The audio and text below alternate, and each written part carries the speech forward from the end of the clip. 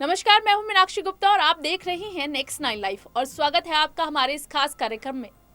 तमिलनाडु की पूर्व सीएम जयललिता की जिंदगी पर एक बायोपिक बनी है जिसका नाम है थलाइवी।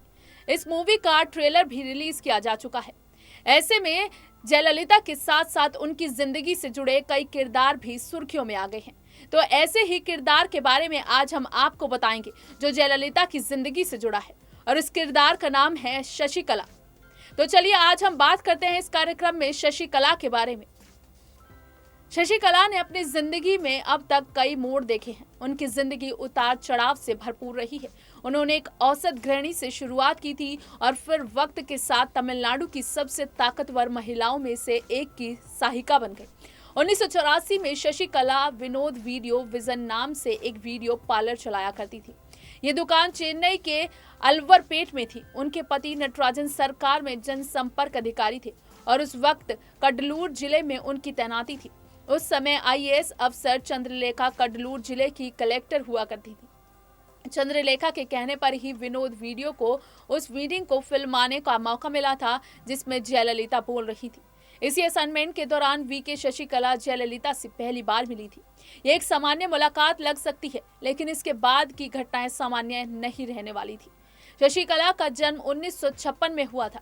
जगह थी संयुक्त तंजौर जिले की तिरुतुरई पुंडी।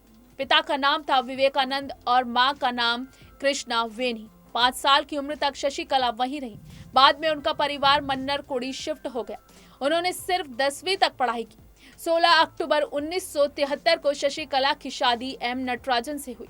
ये शादी मन्नई नारायण स्वामी की मौजूदगी में हुई, जो तंजौर जिले के बेहद प्रभावशाली नेता थे। इस शादी में दोनों को आशीर्वाद देने तत्कालीन मुख्यमंत्री एम करुणानिधि भी आए थे। जयललिता से मुलाकात के बाद शशिकला ने उनका विश्वास हासिल कर लिया और दिल्ली के दौरे में उनके साथ जाने लगी।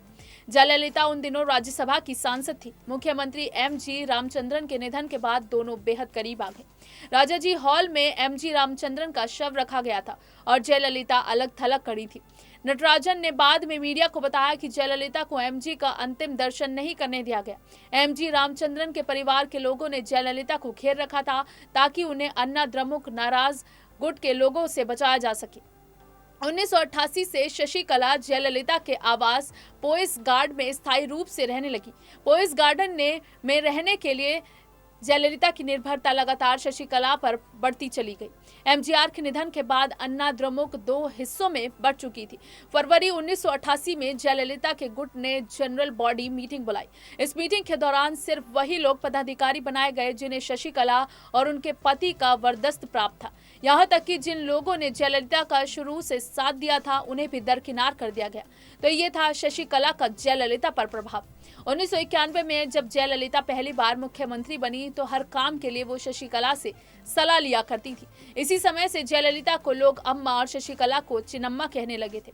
शशिकला जयललिता के साथ साई की तरह लगी रहती थी। इसके साथ ही एआईडीएमके में शशिकला के भाइयों और पति नटराजन का दबदबा बढ़ना शुरू हो गया था। शशिकला पर जयललिता का विश्वास इतना बढ़ गया था कि उन्होंने उनके रिश्तेदार वीएन सुधाकरन को अपना दत्तक पुत्र बना लिया।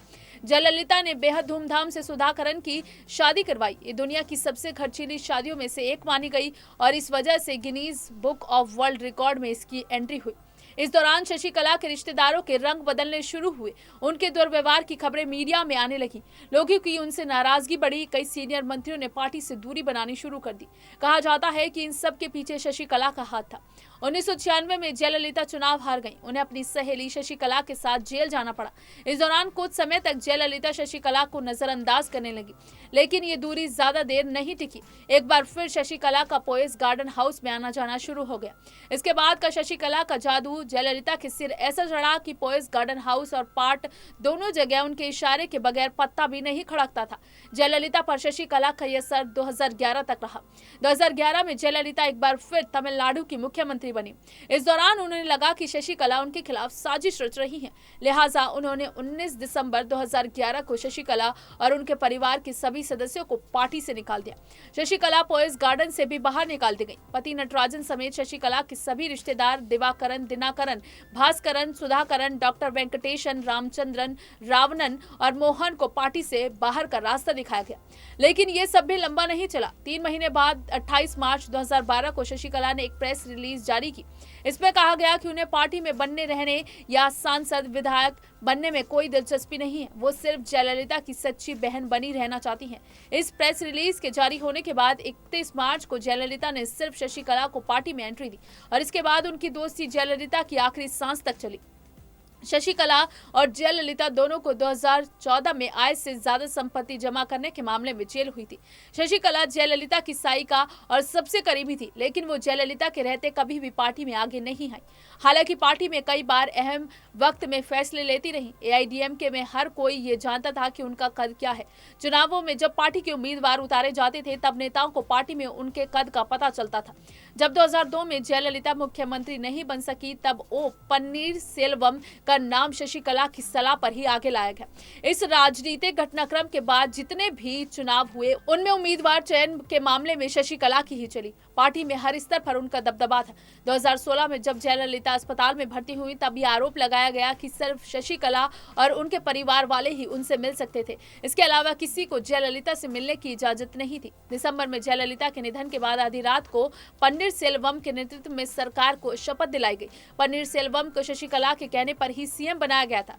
जब तक जयललिता जीवित थी तब तक शशिकला के रिश्तेदारों को तवज्जो नहीं मिली, लेकिन उनके निधन के बाद सभी राजाजी हॉल में आकर उनके शव के पास खड़े रहे।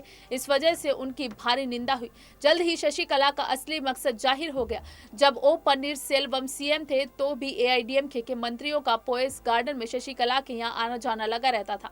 वे मंत्री शशिकला को पार्टी की बागडोर थामने के लिए उकसाते रहते थे।